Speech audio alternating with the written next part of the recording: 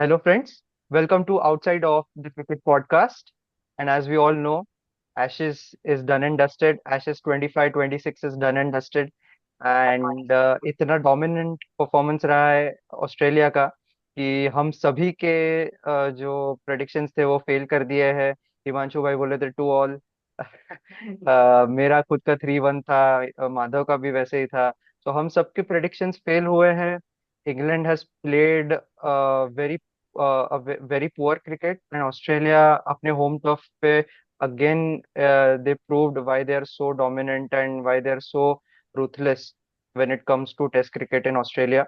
तो उसी के ऊपर आज थोड़ा सा हम रिफ्लेक्ट करेंगे कि एशेस कैसे रहा दोनों टीम्स के लिए। So starting with you Madhav. अगर हम सबसे पहले इंग्लैंड की बात करें, so what do you think कि are some of the positives for England and negatives तो बहुत सारे हैं चर्चा करने के लिए, बट फिलहाल पॉजिटिव्स क्या लगते हैं इंग्लैंड के लिए? अगर हम बात करते हैं इंग्लैंड की ना, तो इंग्लैंड के लिए सबसे बड़ा पॉजिटिव मेरे को लगता है कि जेकब बेथल के रूप में आया है सिडनी टेस्ट में, जो उन्होंने एक 100 बनाया अंडर प्रेशर आके। सो वो डेफिनेटली एक पॉजिटिव है उनके लिए। एक और बड़ा पॉजिटिव ये है जो उन्होंने एमसीजी टेस्ट मैच जीता। उन्होंने एक एक फाइट, एटलीस्ट एक फाइट दिखाई ऑस्ट्रेलिया के सामने, एटलीस्ट गिव अप नहीं किया। वो एक उनके लिए बड़ा पॉजिटिव है। उनके लिए एक पॉजिटिव मेरे को लगता है जो रूट है, अगेन वो जो कंसिस्टेंट है, पिछले 10-15 सालों से रन बना रहे हैं उनके लिए। सो वो अगेन उन्होंने बताया कि क्यों वो एक क्लास प्लेयर है, 200 बनाए इस सीरीज में। So second highest run scorer बने हैं इस सीरीज में, हाईएस्ट इंग्लैंड के लिए। सो वो एक बड़ा पॉजिटिव है। और एक और पॉजिटिव है मेरे को ऐसा लगता है इंग्लैंड के लिए, वो है जॉश टंग। उन्होंने ज्यादा इम्पैक्ट नहीं रहा, उन्होंने ज्यादा टेस्ट मैचेस नहीं खेले इस सीरीज में, बट जो भी टेस्ट मैच खेला अच्छे खेले। अच्छी बॉलिंग की, अच्छी लाइन और लेंथ पे बॉलिंग की है, अच्छे विकेट लिए।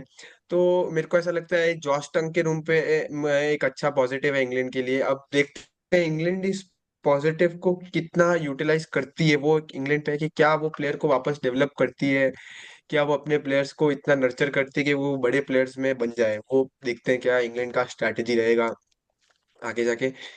हिमांशु भाई, ऑस्ट्रेलिया के बारे में बात करते हैं कि क्या हम्म। क्या लगता है कैसा रहा ऑस्ट्रेलिया का परफॉर्मेंस ओवरऑल सीरीज में। दिखे तो काफी डोमिनेंट थे, बट हेजलवुड नहीं थे, कमिंस नहीं थे, लायन नहीं थे। तो बॉलिंग तो बहुत वीक थी, बट स्टिल परफॉर्मेंस तो दमदार दिया है इस बार भी। ऑस्ट्रेलिया का इट इज लाइक आपको कैसी भी ऑस्ट्रेलियन साइड हो, आपको उनको वहां पे ऑस्ट्रेलिया में हराना मुश्किल होता है, कोई भी खेले चाहे। तो उनका एक डोमिनेंट परफॉर्मेंस ये रहा है। मैं सिर्फ एक थोड़ा सा अगर देखा जाए तो ऑस्ट्रेलिया थोड़ा नाखुश होगी कि उन्होंने एक टेस्ट कंसीड कर दिया। ये अगर हम इंग्लैंड का ऑस्ट्रेलिया में रिकॉर्ड देखे पिछले 3 सीरीज से, 18 से 20 टेस्ट मैच खेले, उसमें से वो एमसीजी का टेस्ट मैच छोड़ दे तो उसके पहले से एक भी टेस्ट मैच इंग्लैंड ये एक भी ये जीता नहीं था। तो पूरा डोमिनेंट रहा था, तो ऑस्ट्रेलिया थोड़ा नाखुश होगा। ऑ- ऑस्ट्रेलिया के लिए भी मतलब मैं, भले ही वो 4-1 जीते हैं, पर मैं उनके लिए थोड़ा कहूंगा कि मिक्स सीरीज था। आई थिंक उनके ये मिडिल ऑर्डर में बहुत भी अभी होल्स है जो उनको फिल करने हैं। स्टीव स्मिथ का मतलब नॉट सो ग्रेट सीरीज हम कहेंगे।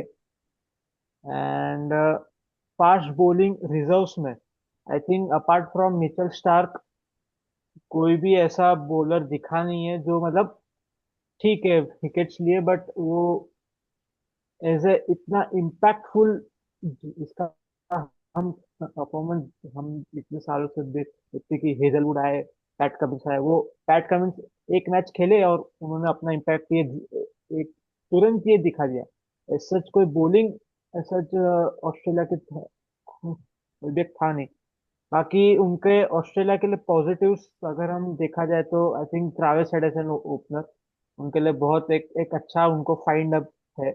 बट स्टिल ओपनिंग का प्रॉब्लम तो है ही। ख्वाजा रिटायर, तो उनको एक गैप फिल करना है। एंड मिचेल स्टार्क भाई, हिज हिज लेटली बहुत ब्रिलियंट खेल रहे हैं वो, as a fast bowling even as a batting भी। उनकी बैटिंग भी बहुत बढ़िया रही है। सो और एक पॉजिटिव, अगर हम आखिरी टेस्ट में से देखा जाए तो ड्यू वेबस्टर के रूप में आया है। I think he is a good allrounder, allrounder. Allround performance. And I think Beau Webster का वो भी है कि बो वेबस्टर स्पिन भी अभी अच्छा डालने लग गए, लाइक एटलीस्ट जो डे 3 डे 4 डे 5 के पिचेस है वहां पे जहाँ मदद सबसे ज्यादा मिलती है ऑफ स्पिनर्स को, वहां पे ही वॉज डूइंग गुड। अभी ये नहीं पता कि और कितना स्किल सेट है उनके पास कि जहाँ पे पिच से मदद ना मिलती हो तब भी विकेट निकालने का जो एबिलिटी नेथन लायन में है, जैसे रविचंद्रन अश्विन रविंद्र जडेजा में है, वो क्या वो उतना एबिलिटी उनके पास है वो नहीं पता। लेकिन स्टिल जितना खेलेंगे उतना ऑस्ट्रेलिया उनके टीम को भी समझ आएगा सबको। एंड वैसे सब है। एंड एक इससे और एक मुद्दा हमें समझ में आता है कि so what is the future for Bazball, what is the future for Brendon McCullum as coach and Ben Stokes as captain, दोनों के ऊपर सवाल उठेंगे अभी। मैं मतलब इसको आगे लेता हूँ। Baseball it works on a flat pitches जहाँ पे मतलब इतना इतना हेल्प नहीं है, बट हम हम्म। अगर थोड़ा जजमेंट दें इस सीरीज पे, हम्म। इंग्लैंड ऐसा, they had the moment, England hmm. के पास उनके मोमेंट्स थे, बट उन्होंने मोमेंट्स को गवाए क्यों? क्योंकि उन्होंने रैश शॉट्स खेले बैटिंग में। आई थिंक ये सिडनी टेस्ट मैच में भी जो 384 उन्होंने पहले इनिंग्स में बनाए, अगर वो 500 रन थोड़ा ग्रिट करके थोड़ा और ग्राइंड करके 500 रन तक खींचते तो शायद रिजल्ट अलग होता। हम्म। शायद उनका पर टेस्ट मैच भी पूरा अलग होता। तो बेसबॉल, आई थिंक वो फ्लैट पिचेस का ही है गेम, पर जैसे पिचेस में थोड़ा स्पाइस होगा, it will not work. And future of Ben Stokes captain, I think he is a relatively good captain, so he will hmm. Stay. But Brendon McCullum as a coach, I think hmm. His time is done. कि आप सही बात है। मतलब उनके statements भी, उनके mannerisms भी, is hmm. Not looking serious about red ball cricket of England. So hmm. I think Brendon McCullum as a coach के numbers are limited. Correct correct.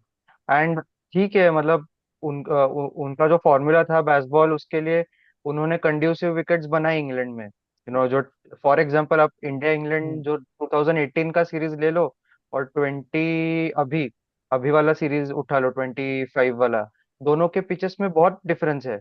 And वो उसी के वजह से, क्योंकि ब्रेंडन मैकलम कोच करने के बाद जो उनका पूरा स्टाइल ऑफ प्ले बदल गया इंग्लैंड का, उसके लिए उन्होंने पिचेस तो बदलवा ली इंग्लैंड में। लेकिन जब बाहर ओवरसीज खेलने का मौका आया, जैसे इंडिया हो ऑस्ट्रेलिया हो, जैसे बड़े जो बोलते हैं चैलेंजेस है, वहां पे तो उनका बेसबॉल कुछ काम नहीं आया। पाकिस्तान में हालांकि काम किया हो क्योंकि वहां पे भी उनको पाटा विकेट्स मिल गए। सो ये एक बहुत बड़ा फ्लॉ दिख के आया उनके पूरे इंग्लैंड के अप्रोच में। So Himanshu, I agree with you कि शायद ब्रेंडन मैकलम के लिए इट्स डन नाउ एंड शायद बेन स्टोक्स कंटिन्यू करे। अ, अभी क्या लगता है आगे जाके ऑस्ट्रेलिया के भी अगर फ्यूचर को देखे, ये आने वाला जो एक साइकिल है WTC का, वो तो ये पूरा जो कोर टीम है वो रहेगा। बट अभी जैसे कि हमने देखा उस्मान ख्वाजा रिटायर हो गए, उसके साथ साथ क्या बोलते हैं, अभी स्टीव स्मिथ भी शायद अगले साइकिल में खेलेंगे नहीं खेलेंगे पता नहीं। Mitchell Starc, Scott Boland and और भी सीनियर प्लेयर्स हैं, नेथन लायन, सभी अबाउ 35 है अभी। सो क्या लगता है ऑस्ट्रेलिया का फ्यूचर कैसा होने वाला है ये WTC के बाद? मतलब हाँ, क्या लगता है? Go ahead Madhav. मेरे को ऐसा लगता है कि ये डब्ल्यूटीसी तो ऑस्ट्रेलिया निकाल सकती है, बट अगले डब्ल्यूटीसी में उनको डेफिनेटली प्रॉब्लम्स तो आएगी। हम्म। क्योंकि अभी जो टीम है वो काफी स्टेबल है, बट शायद फ्यूचर में टीम इतना स्टेबल ना रहे। सो देखते हैं अब वो अपने बैकअप्स पे कैसे काम करती है, वो इम्पोर्टेंट रहेगा। ये 1-2 साल ही है उनके पास एक बैकअप टीम तैयार करने के लिए। देखते हैं ऑस्ट्रेलिया की क्या स्ट्रैटेजी रहेगी। बाकी प्रॉब्लम्स तो डेफिनेटली आएगी। हिमांशु भाई, क्या कहना है आपका? मेरे हिसाब से ऑस्ट्रेलिया का ट्रांजिशन इंडिया से ब्रूटल होने वाला है। इंडिया के पास आई थिंक एक टैलेंट एक है कि पाइपलाइन में थोड़ा बहुत वो आप नर्चर करके। ऑस्ट्रेलिया का इशू क्या है आज भी, ये जितने भी मैचेस इन्होंने ये ये सारे जीते हैं, they have von on the back of stalwarts, like for that matter Travis head हो गया, मिचेल स्टार्क हो गए। मतलब ट्रेविस हेड तो अगला एक साइकिल तो खेलेंगे, पर स्टीव स्मिथ ने उनके प्लान पे कहा था कि वी आई डोंट नो कि मैं दो 2027 वाला एशेज खेलूंगा कि नहीं। इंग्लैंड में खेलना है, सबको खेलना है, नेथन एंड मिचेल स्टार्क, कि हमको जीतना है, वो उनका ड्रीम है कि अवे एशेज पर उनकी बॉडी कितना सपोर्ट करेगी कि नहीं। हम्म। और even for that matter Hazlewood के भी इंजरी कंसर्न्स रहे हैं, सो वो कितना हम्म। कंटिन्यू ये कर पाएंगे। फास्ट बॉलिंग में उनके पास बैकअप है, मैं मानता हूँ, बट ऐसा हमने कहा क्या वो इतने इफेक्टिव है। और राइट। मिडल ऑर्डर उनका आज भी इशू में है। कैमरन ग्रीन जो उनको बहुत बड़ी उनसे एक्सपेक्टेशन है, एक भी मैच में वो उन्होंने कुछ किया नहीं है। ट्रू। मतलब एक कहते कि एक जीता एक पार्टनरशिप कप, तो he has not done much. तो ऑस्ट्रेलिया के भी होल्स है, and they need to plug hmm. In fast because actually for them time is running out, क्योंकि अभी एक ही साल है, मतलब साइकिल के लिए 1.5 साल, और एक मेन इंडिया सीरीज उनके आने वाला है, तो they require a backup spinner as well. I think Todd Murphy ने लास्ट टाइम अच्छा किया था, बट हाँ। आई थिंक पहले सीरीज में सेकंड सीरीज में बहुत डिफरेंस आता है हर एक जन का, हर एक विजिटिंग फास्ट स्पिनर का इंडियन कंडीशन। तो ऑस्ट्रेलिया का they have their own issues.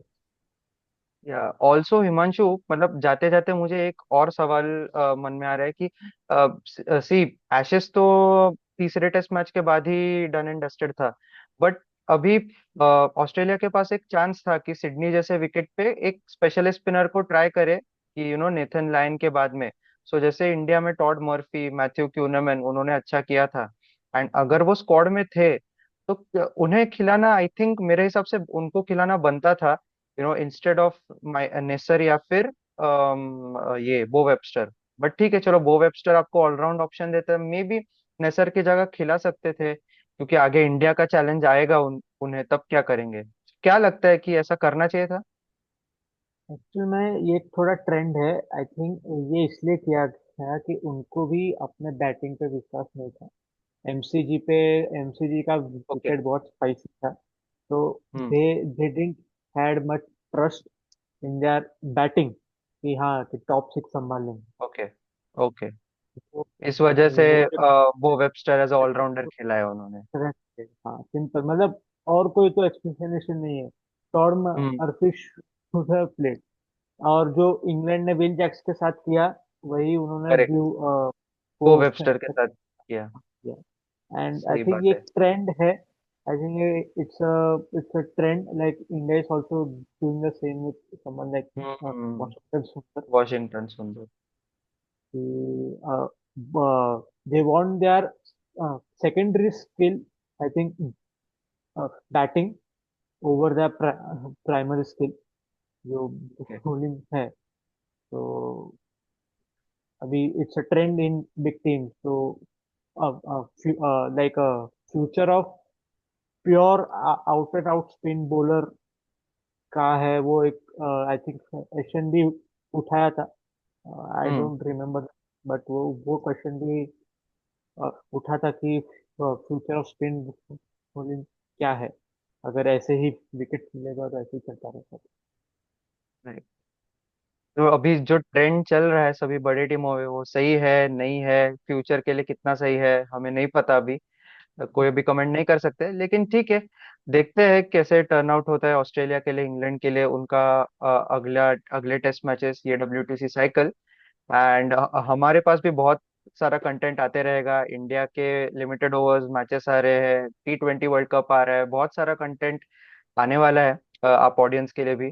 So we hope the audience like this video, so do share it with your friends, subscribe to the channel outside off the cricket podcast and like the video.